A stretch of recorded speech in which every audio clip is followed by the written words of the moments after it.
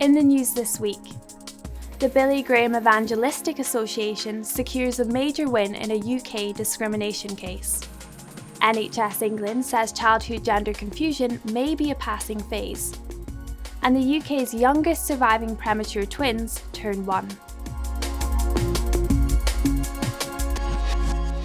Hello. The Billy Graham Evangelistic Association has won almost £100,000 in damages after a Glasgow venue cancelled its gospel event over Franklin Graham's Christian beliefs on sexuality. A sheriff court ruled that Scottish Event Campus Limited directly discriminated against the association because of the religious or philosophical beliefs of the BGEA and Franklin Graham. Sheriff John McCormick found the venue had acted under pressure from Glasgow City Council to cancel the event.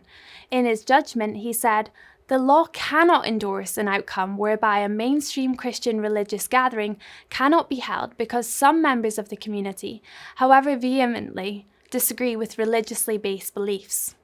What they do not have is a right to silence them or to stop religious assemblies from being held and from making welcome all who would come and hear the good news."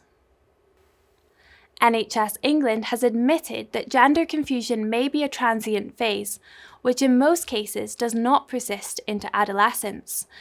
The statements were made alongside proposals for an interim service to replace the Tavistock Gender Identity Development Service, which closes next spring.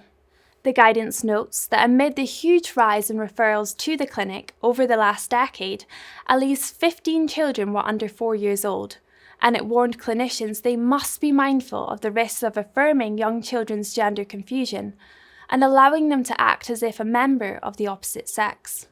The proposals also noted a significant proportion of children and young people who are concerned about or distressed by issues of gender incongruence experience coexisting mental health, neurodevelopmental and/or family or social complexities in their lives. The UK government is under fire for executing its threats to override the Northern Ireland executive by increasing abortion services across the province. Northern Ireland Secretary Chris Heaton-Harris said he will commission abortion services nationwide using powers granted earlier this year, which do not require Stormont's approval.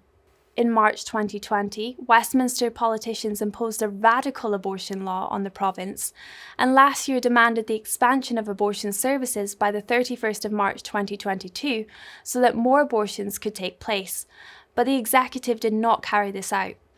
DUP MP Carla Lockhart called the Northern Ireland Secretary's decision shameful. Northern Ireland does not support abortion. It never has. It still doesn't. And finally, twins born more than a week before the abortion limit and given zero chance of survival have turned 1. While medics often state babies cannot survive outside the womb before 24 weeks, Harley and Harry Crane arrived 5 months early in October last year, weighing just £1 10 ounces and £1 15 ounces. The family were invited to appear on BBC Breakfast to mark the milestone. I remember saying to one of the nurses, I can't hear her cry, and she said, "You won't at this gestation."